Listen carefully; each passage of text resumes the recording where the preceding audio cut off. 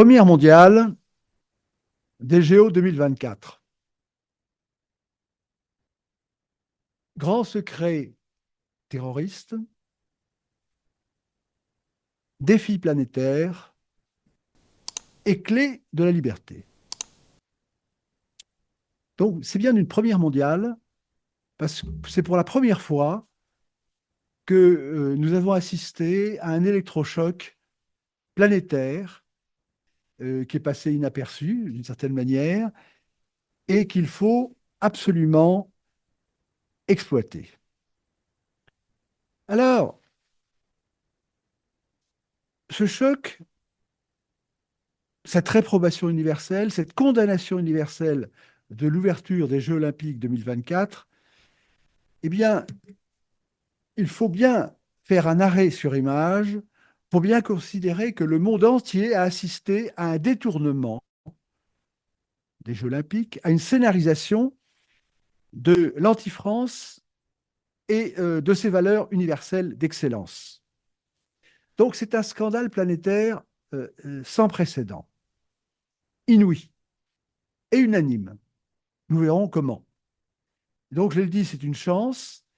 Et cette déclaration de guerre a tout de suite été actée par le Daily Mail qui a utilisé le mot catastrophe. Alors, pour faire très court, nous pouvons dire que c'est un attentat pandémique, un attentat donc contre la France et ses valeurs, contre l'intelligence, contre son patrimoine, un attentat contre toute personne, et nous verrons qu'il ne faut pas tomber dans certains pièges, contre toute religion, tout sexe, tout art, toute conscience, toute morale, un attentat contre la civilisation, l'humanité, la nature humaine, c'est un attentat d'Absurdistan contre vraiment l'intelligence humaine et la nature en tant que telle. Et alors, ce qui est tout à fait frappant dans un pays littéraire comme la France, c'est qu'il n'y a eu aucune critique d'art. Aucune critique. Quand vous avez une pièce de théâtre, autrefois, que ce soit le Cid, Corneille ou autre chose, il y avait des critiques d'art et une méthode d'ailleurs, une méthode de critique d'art. C'est-à-dire que lorsque l'on a affaire à une pièce, à une scénarisation, il y a une méthode, il y a des règles à respecter. Et là,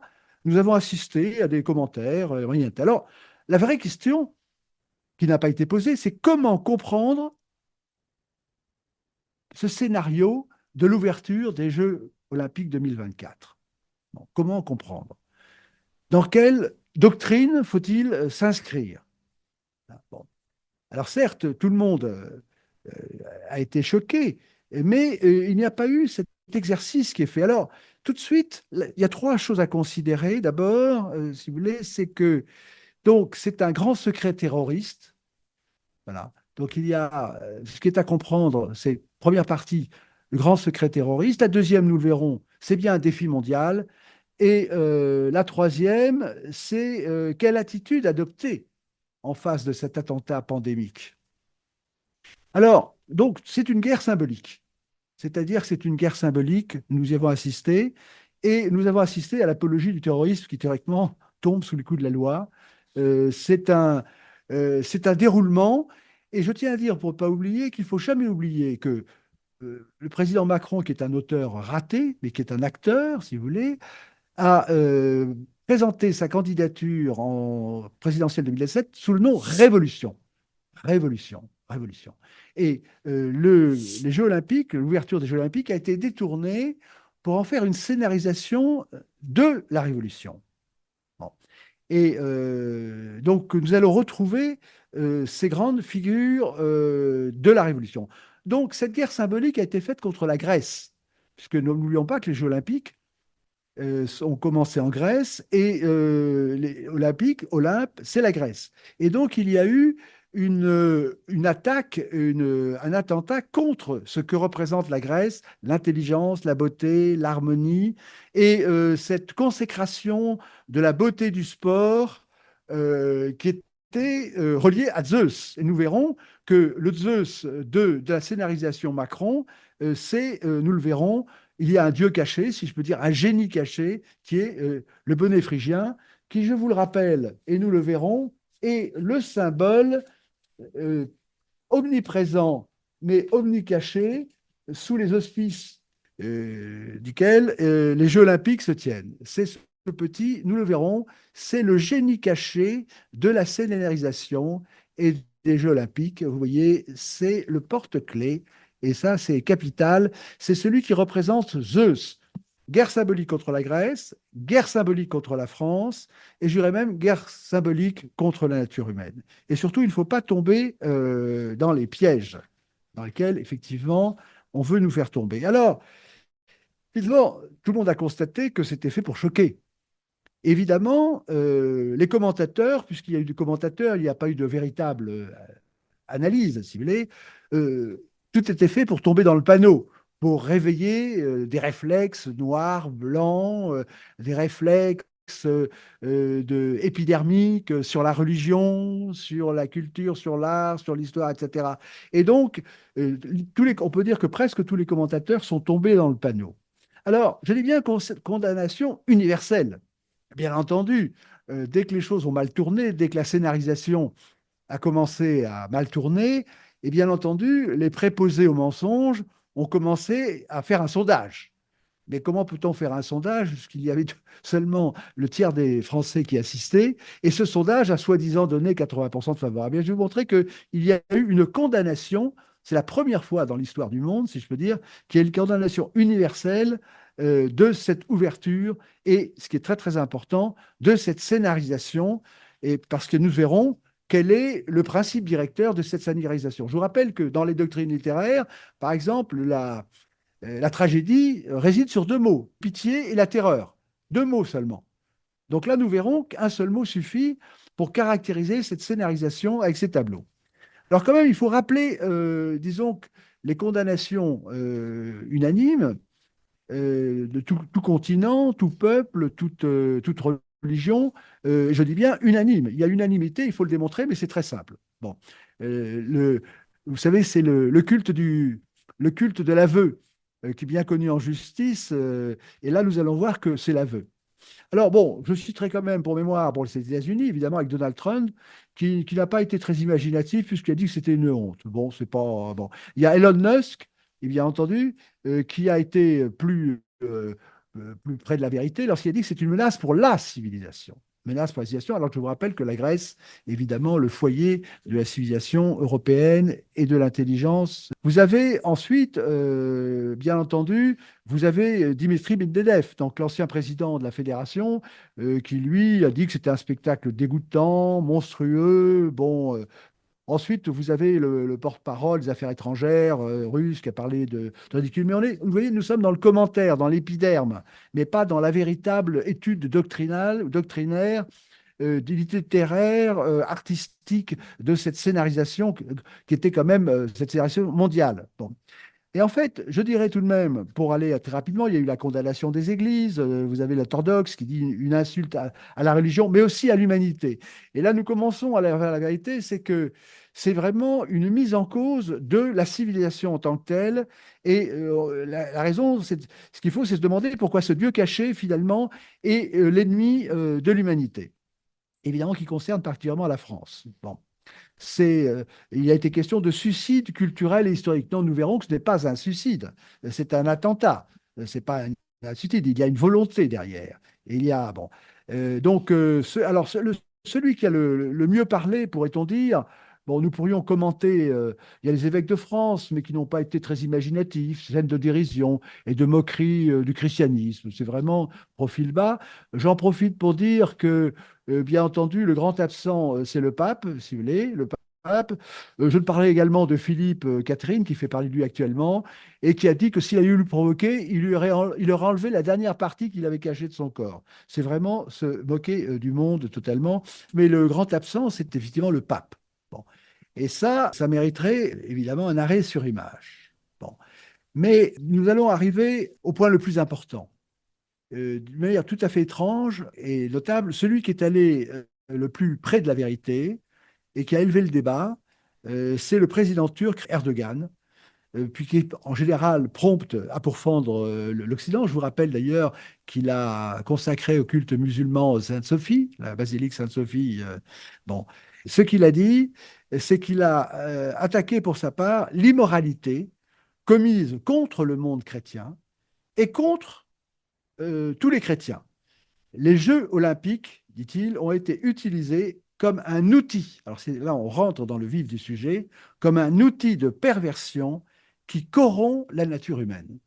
Donc il a élevé le débat, il n'est pas tombé dans le piège des épidermes, soit sur les questions de race, de religion, d'histoire et autres, mais et il a dit, alors ce qui est très intéressant, il a dit qu'il voulait s'entretenir avec le pape François, dit-il, jusqu'à présent qui ne s'est pas prononcé.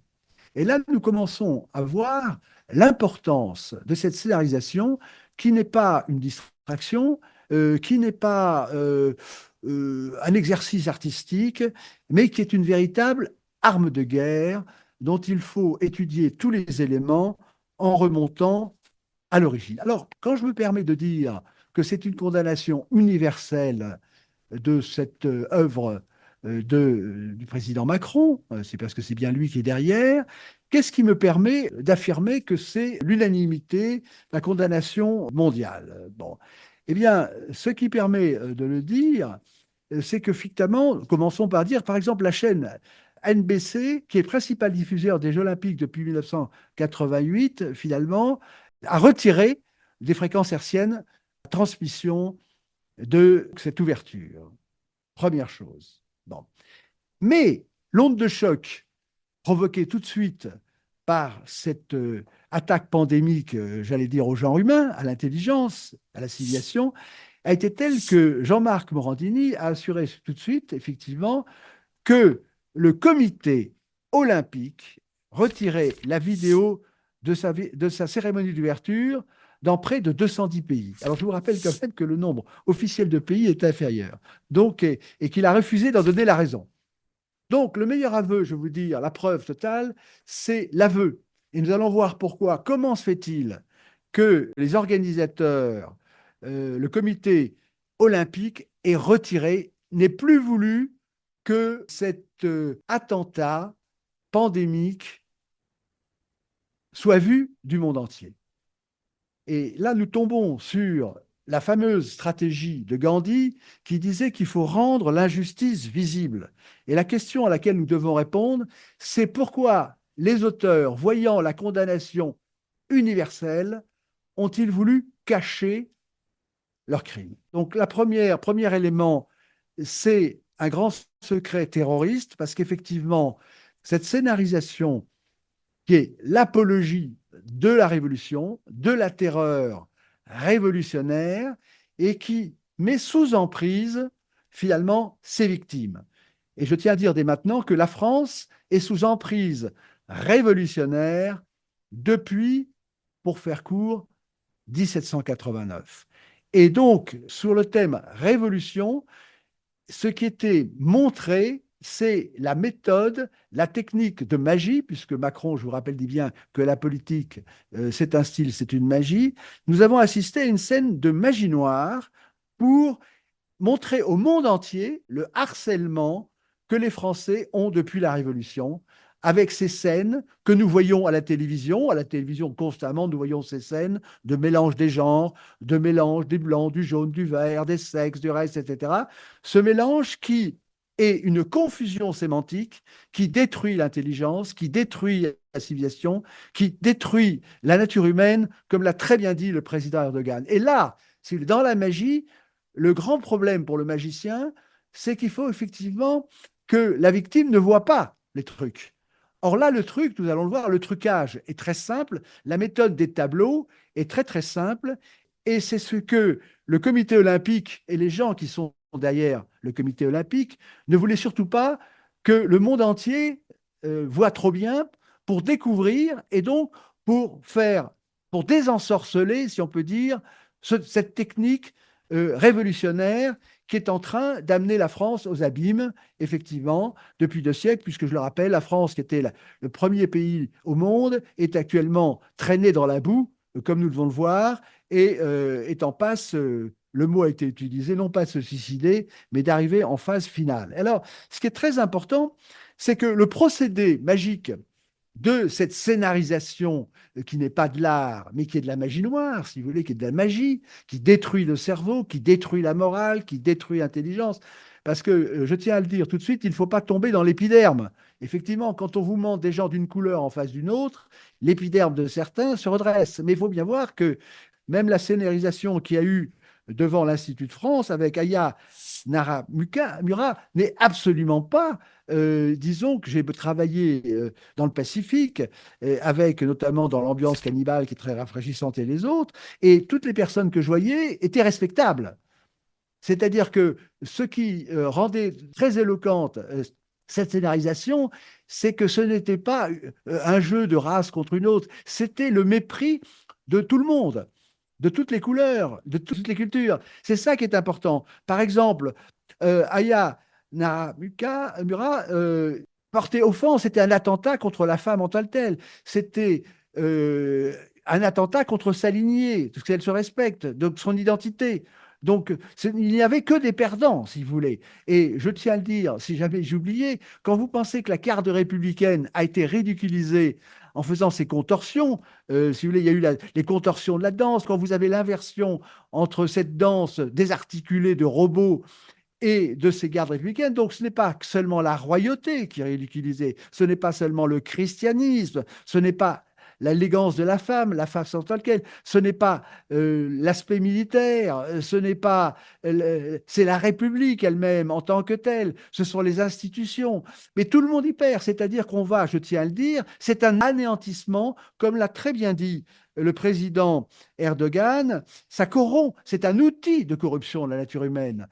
C'est un outil de corruption de toutes les valeurs morales. Et c'est cela qu'il fallait comprendre. Et c'est là que le méchant génie qui a organisé cette arme a perdu. C'est-à-dire que ce magicien, c'est pour ça que j'ai parlé de la chute du magicien Macron, ça fait partie de la chute. Au lieu d'arriver à une apothéose pour montrer son effet magique visant à ensorceler le monde entier, pour montrer à quel point finalement cette magie opère et fascinante, il a raté son coup. Et c'est ça qui est important.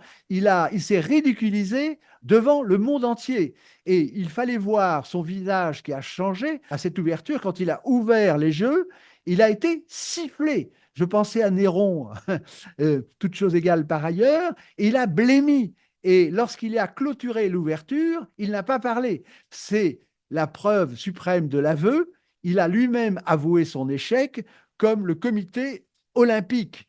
Et là, c'est l'échec mondiaux télévisés de la magie de Macron et de la magie révolutionnaire.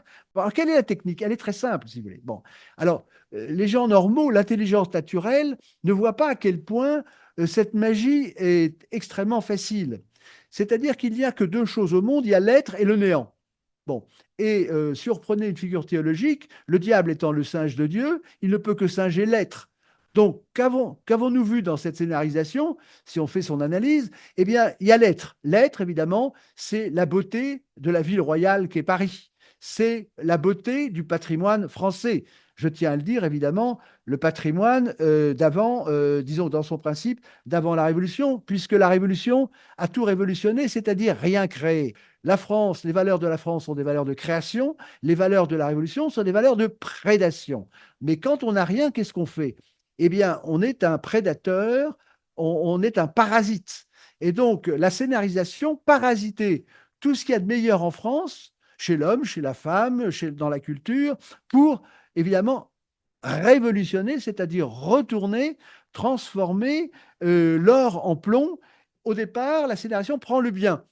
Vous avez, je prends par exemple la conciergerie, qui est une très belle représentation, et à ce moment-là, vous allez l'utiliser effectivement pour mettre en scène Marie-Antoinette, et qui évidemment que tout le monde respecte, et pour utiliser le bien pour faire le mal. Sans le bien, on ne peut pas le faire le mal. Et ça, c'est la grande figure morale. Vous avez par exemple Sade. Que fait Sade? Il prend des femmes de vertu pour les corrompre. Donc le système révolutionnaire, c'est de prendre l'être, le bien, le beau, le vrai, et de l'inverser. Et c'était très visible sur le pont des Arts, si vous voulez, avec cette danse, cette fausse danse mécanique de Ya Nakamura. C'était pas de la danse, c'était la destruction de la danse, la destruction de la féminité. Eh bien, et juste devant, évidemment, ce superbe collège des nations, et vous avez les gardes républicains qui étaient, alors on prend une armée, enfin des soldats qui sont bien en ordre et qui sont ridiculisés. Donc il faut bien comprendre que le principe est très simple, c'est que c'est le en même temps du président Macron, on prend le bien et on met le mal à côté et on inverse et on corrompt. Et ça, je tiens à rappeler quand même que nous avons défendu dans la présidence de la coordination défense de Versailles, nous avons assisté, et ça n'avait pas eu cet impact, bien qu'il y ait eu un impact, avec Capor, à un tableau inversé de l'Apocalypse qui avait lieu à Versailles. La France représentant la lumière et l'Angleterre représentant les forces de ténèbres. Il y avait eu ce scandale quand même planétaire, mais qui n'avait pas fait apparaître. Et c'est là le grand intérêt de l'ouverture des Jeux, c'est qu'il n'y avait pas eu de scandale mondial. Et là, le scandale, la science commence par l'étonnement d'Aristote, et il faut absolument que les fils de lumière gardent en mémoire, utilisent cette scénarisation qui redonne l'ascendant aux fils de lumière sur les fils de ténèbres. Et c'est ça le point important de la méthode de juxtaposition. Je vous rappelle, la scénarisation est très simple. Vous prenez ce qu'il y a de plus beau, et puis vous l'inversez, vous le salissez, et tous les tableaux étaient de ce type. Donc, je tiens à le répéter, c'est une chance unique, unique au monde. C'est la première fois dans l'histoire du monde que la magie révolutionnaire est déculottée en public, comme ça. C'est une déculottade. Et avec l'aveu des organisateurs, je tiens à le dire, qu'ils vous laissent devant un carré noir. Si vous allez maintenant sur, je vous cherchez cette vidéo, vous tombez sur le carré noir, l'écran noir de l'autocensure du coupable qui n'ose plus montrer sa nudité.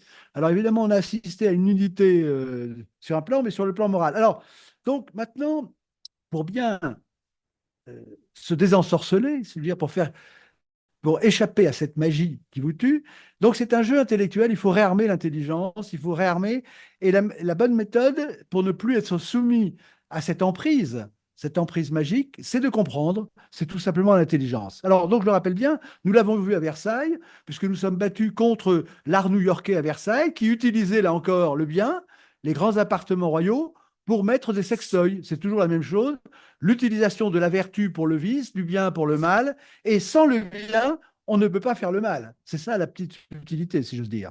Donc on a assisté dans cette ouverture au fait que la scénarisation s'est servie des monuments d'avant la Révolution pour détruire la France. Bon, ça c'est le point. Alors je rappelle tout de même que la clé de la magie révolutionnaire a très bien été expliquée par Molière dans son Tartuffe, hein, introduction de Tartuffe. Je l'ai mis au point de voir tout sans rien croire. Et c'est ce à quoi nous avons assisté, parce que il n'y a pas eu, sauf le président Erdogan qui est allé sur la bonne voie, il n'y a pas eu cette compréhension de ce qui se cache, de la technique de la magie, aussi stupide, aussi simple, aussi mécanique que la conciliation des contraires. On prend une chose et on va lui faire dire l'inverse de ce qu'elle dit. Bon. Alors, je rappelle tout de même, il faut bien l'avoir présent à l'esprit, que les Grecs honoraient Zeus, mais là, nous sommes invités, plutôt, le monde entier était invité à honorer, je le rappelle tout de même, le petit dieu caché, le petit génie du mal caché, c'était effectivement ce qui a été appelé le Phrygie, c'est-à-dire le bonnet phrygien, qui est le malin génie de l'opération. Alors, maintenant, ce qu'il faut bien comprendre, c'est qu'il y a derrière cette scénarisation un credo caché, bien entendu, puisque la magie fonctionne en étant cachée. Donc, le dieu caché, c'est le bonnet phrygien. Et j'ai posé les questions depuis quelque temps aux Français. Personne ne sait ce que c'est que le bonnet phrygien. Il est partout, sur les procès-verbaux, sur les marchés, supermarchés, partout, etc. Et là, nous l'avons.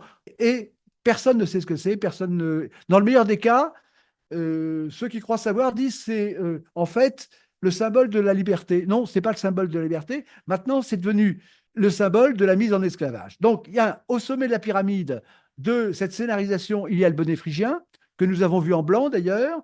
Au-dessous, nous avons vu apparaître sur les écrans liberté, puis égalité et fraternité, qui sont les trois moyens, effectivement, de mener en esclavage.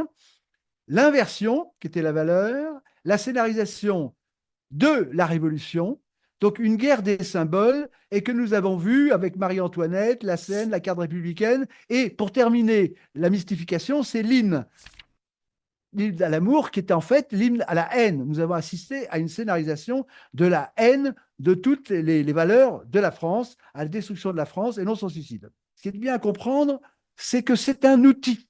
C'est-à-dire que ce à quoi nous assistons, ce n'est pas une œuvre d'art, c'est un outil d'asservissement, de mise sous emprise que les Français vivent depuis la Révolution. Et je le rappelle, le président Erdogan a bien dit, c'est un outil de perversion. Ce n'est pas de l'art. Il faut répéter les choses puisque la virtuosité est à base de répétition.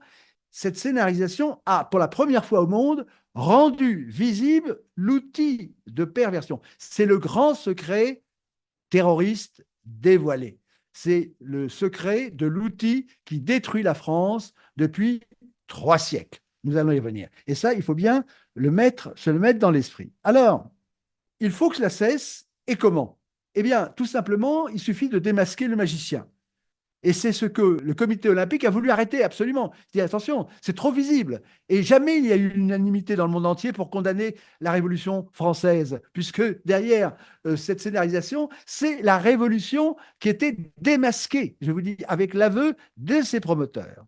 Et alors, pourquoi la Révolution n'a-t-elle jamais été démasquée telle qu'elle est pour montrer à la fois son côté criminel et son côté ridicule, son côté obscène. Bon, pourquoi? Eh bien, parce que justement, c'est la première fois que la ficelle est devenue si grosse. Qu'est-ce qui s'est passé? Si on prend l'historique de cet outil de perversion dénoncé par le président Erdogan, c'était que d'abord, le président Macron et ses sbires ont cru que la technique allait cacher l'artifice.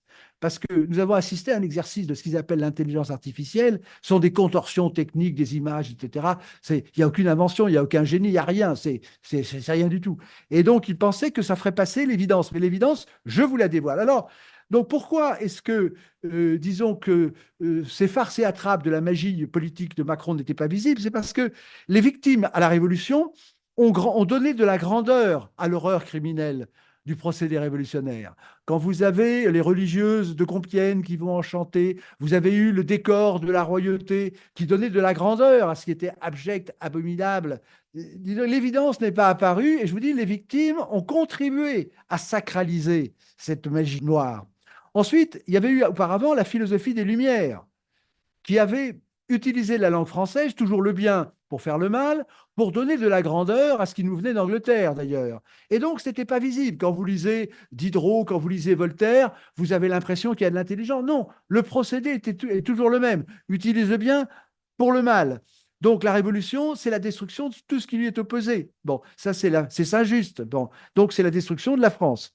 Et donc, ce qui est tout à fait nouveau, c'est cette désoccultation grâce à l'ouverture du Jeu olympique et l'autocensure à laquelle, disons que cette désoccultation a conduite, donc avec Macron sifflé, avec le comité olympique, il faut le répéter sans cesse, qui lui-même a voulu cacher son forfait. Alors ça nous amène maintenant, nous arrivons vers la fin, mais en gardant bien cette idée que comment faire maintenant. Donc, premier temps, le grand secret terroriste, finalement, qui est cette guerre des symboles, et qui est l'outil dénoncé par le président Erdogan. Deuxièmement, le défi mondial, évidemment, c'est finalement de défrigéliser, si je peux dire, la France et le monde entier, et de bien comprendre que le mythe qui a été mis en scène destructeur, le mythe révolutionnaire, c'est celui qui a conduit à toutes les horreurs des guerres révolutionnaires, la guillotine, l'invention du terrorisme, la destruction des monuments, la destruction de toutes les valeurs. On peut remonter très loin. Le bonnet phrygien, c'est le bonnet des pirates, c'est le bonnet du culte de Mitra, mais nous n'irons pas plus loin. Et c'est lui qui est à l'origine du communisme.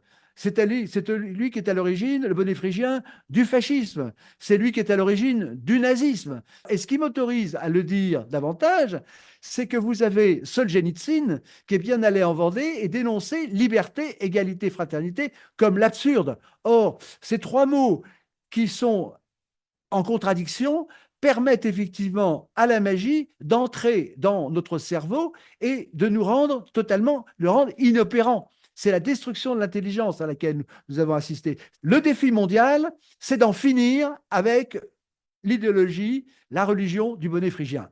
Inversion des valeurs, destruction des valeurs, anéantissement du genre humain. Et donc, il s'agit maintenant, ce qui est en cause, c'est de sauver la nature, de sauver la civilisation et évidemment de sauver la France. C'est ça le défi mondial, en finir avec ce mythe de la révolution que l'on nous présente comme la meilleure des choses et qui est la pire. Et on le voit en France, et j'ai dénoncé dans le 93.0 cette inversion perpétuelle qui fait que les Français cherchent à sortir de ce piège et n'y parviennent pas. Et n'y sont pas parvenus jusqu'à maintenant. Alors nous arrivons maintenant à la conclusion. Comment rendre cette image importante? Il faut penser à la phrase, pour mettre un peu d'humour dans cette horreur, de Sacha Guitry.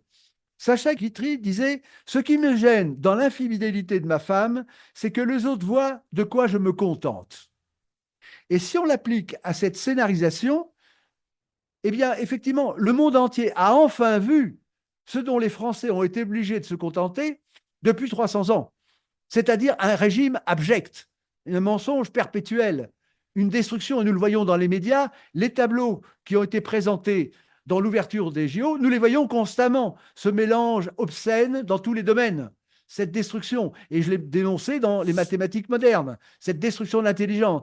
Donc enfin, si vous voulez, ce que le monde entier a pu voir, ce dont nous nous contentons sous le nom soi-disant des droits de l'homme, de la République, du bien, etc., c'est la destruction de toutes les valeurs de la France. Là, ce scénario est vraiment un cadeau, un trésor du président Macron pour enfin que le monde entier voit que ce dont nous devons nous contenter, cet harcèlement perpétuel des antivaleurs au nom de soi-disant des droits de l'homme, de la liberté, de l'égalité, de la fraternité, qui nous conduit toujours plus bas. Parce que les Français, vus de l'extérieur, les Français, évidemment, admirent le patrimoine français. La France est le pays le plus admiré. Mais ce que les étrangers ne voient peut-être pas tant, c'est ce que nous subissons. Le martyre que subissent les Français depuis 3 siècles, finalement, sous le joug de ces gens dont nous avions vu la scénarisation, le harcèlement, les mensonges, les obscénités, la haine des vraies valeurs. Bon. Donc, avec humour, le monde entier voit enfin ce dont nous nous contentons, et en particulier du président Macron. Et alors, je voudrais terminer par 2 choses. Revenir sur l'abjection de la présentation de la reine Marie-Antoinette. Bon. Et on voit que ces gens-là croient pouvoir tout se permettre. Et ce qui était absolument abject dans, je ne vais pas parler du procès de la reine, je vous rappelle que Marie-Antoinette a dit à un moment « j'en appelle à toutes les femmes ». C'est-à-dire que si vous relisez l'histoire de France, et il va falloir la relire rapidement pour conclure, il faut effectivement qu'il y ait un Nuremberg de la Révolution qui n'a jamais été fait, c'est-à-dire que les procès de Moscou, ils ont d'abord été faits à Paris, vous avez, bon, et toutes les horreurs du nazisme, du fascisme et compagnie, si on y tient, eh bien, elles viennent effectivement de la scénarisation que nous avons vue, parce qu'avec cette scénarisation, eh bien, il est possible de faire passer le pire pour le meilleur. Et c'est ça la clé de cette inversion générale. Et alors, donc, revenons sur Marie-Antoinette, oser représenter, se moquer de Marie-Antoinette qui a été condamnée à partir d'un procès évidemment qui n'en était pas un. Elle a eu des souffrances abominables, elle a été traitée d'une manière absolument abjecte. Évidemment, ne demandez pas aux pseudo-féministes de défendre l'image de la femme, mais donc nous l'avons vue décapitée, et le comble de l'abjection, mais qui représente bien ce qu'est le régime qui opprime la France depuis 3 siècles et qui s'est enfin déculotté devant le monde entier dans cette scénarisation qu'ils ont coupée parce qu'ils ont bien vu qu'ils étaient en train de perdre la bataille des symboles, c'est de faire chanter le ça ira à Marie-Antoinette. Ah, ça ira, ça ira, ça ira. Les aristocrates à la lanterne. Ah, ça ira, ça ira. Alors, je voudrais faire un petit arrêt sur image, parce que le procédé révolutionnaire, c'est que les révolutionnaires, qui sont des contrefacteurs, qui font des singeries, ils n'inventent jamais rien. La Marseillaise, et nous n'avons pas le temps d'en parler, mais qui est un chant évidemment terroriste, évidemment. La Marseillaise, pourquoi s'appelle-t-elle Marseillaise? Parce que finalement, ce sont les terroristes de Marseille qui ont fait les assassinats de septembre. Eh bien, c'était le chant de guerre de l'armée du Rhin, et qui a été évidemment contrefait par la scénarisation à la Macron pour en faire, soi-disant, un chant libérateur. Et il faut savoir que le ça ira, le fameux ça ira, n'est pas un chant inventé par la Révolution au sens du terme. C'est une musique qui était une contredanse qui était à la mode avant la Révolution.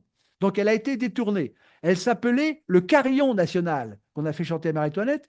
Et ce qu'il faut savoir, c'est que les révolutionnaires, entre guillemets, n'ont fait que récupérer un air qui était dédié au plaisir de la reine Marie-Antoinette pour l'habiller à leur façon. Et même cette pauvre Édith Piaf, qui chante ce chant abominable, finalement, ce chant de terroriste, finalement, a été victime de cette emprise dont sont victimes tous les Français qui croient encore que la Révolution a apporté la liberté, alors que c'est l'inverse. Et je vais vous dire un petit peu, chanter, comment il faudrait la chanter, cette chanson. C'est que, ah, ça ira, les faquins révolutionnaires à la lanterne, ah, ça ira, ça ira, ça ira, les révolutionnaires, on les pendra. Voilà 300 ans qu'ils nous promettent qu'on va nous accorder leur gain. Voilà 300 ans qu'ils donnent des fêtes, mais ils entretiennent des faquins. Voilà 300 ans qu'on nous écrase avec assez de mensonges et de phrases. On ne veut plus mourir d'impôts. Ah, ça ira, ça ira, ça ira. Les faquins révolutionnaires à la lanterne, ah, ça ira, les révolutionnaires, on les pendra. Voilà 300 ans qu'ils font la guerre, au son des fifres et des tambours, en nous laissant crever de misère, ça ne pouvait pas durer toujours. Voilà 300 ans qu'ils prennent nos hommes, je pense à toutes les guerres de la Révolution et des autres, 14 et 14, qu'ils nous traitent comme des bêtes de somme, ça ne pouvait pas durer toujours. Ah, ça ira, les faquins révolutionnaires à la lanterne, ah, ça ira, ça ira, ça ira, les révolutionnaires, on les pendra. Le châtiment pour vous apprête, car le peuple reprend ses droits. Vous vous êtes bien payé nos têtes, vous vous êtes bien payé nos têtes. C'en est fini, Tartuffe des droits. Il faut plus compter sur les nôtres, on va s'offrir maintenant les vôtres, car c'est nous qui faisons la loi. Et si vous prenez le texte authentique de cette cantine, vous verrez qu'il y est question au départ d'évangile et d'autres choses. Et nous n'allons pas le traiter. Donc maintenant, comment conclure? Eh bien, conclure, c'est que il faut inverser, il faut révolutionner cette révolution, finalement, et cette révolution qui a détruit les valeurs en les faisant passer pour, effectivement, un outil de perversion, eh bien, il faut purifier par le feu ce petit bonnet phrygien, je vous dis, et donc nous allons procéder donc à sa destruction qui, en termes de magie, doit rétablir la liberté. Et je vais dire que c'était la troisième partie. L'attitude à adopter, c'est de bien comprendre que ces JO de cons qui ont invité des gens, non pas pour célébrer les valeurs grecques, les valeurs olympiques, les valeurs du sport, les valeurs de la volonté, eh bien, c'était fait pour effectivement en faire de ces Jeux olympiques l'apothéose de cet outil de perversion. Donc, c'est bien des JO de cons, c'est-à-dire que ceux qui étaient invités là, c'est évidemment pour ce qu'a fait le président Macron, c'était de les prendre pour des cons sur le modèle, je vous dis, de représentation politique qui est le dîner de cons. Donc, nous avons eu maintenant des Jeux olympiques de cons, et pour inverser la vapeur maintenant, pour que vous savez qu'à la fin du dîner de cons, c'est le con qui reprend le pouvoir, c'est le con qui a raison, et maintenant, c'est ce que nous a permis de faire le président Macron, c'est détruire, éliminer définitivement le bonnet phrygien qui se trouve actuellement sur les mairies, sur tous les documents officiels, parce que c'est le mauvais génie qui a même été utilisé d'une manière ignominieuse pour la bataille de la Victoire en 1922 pour faire croire que les Français qui se sont battus, c'était non pas pour la France, non pas pour la patrie, non pas pour défendre leur pays, mais pour défendre le bonnet phrygien, comme je l'ai démontré. Donc maintenant, nous allons revenir sur la magie blanche de destruction de cette magie noire. Alors, voilà la représentation olympique de ce bonnet phrygien qu'il s'agit de purifier par le feu. Voilà le génie révolutionnaire qui opprime la France depuis 3 siècles.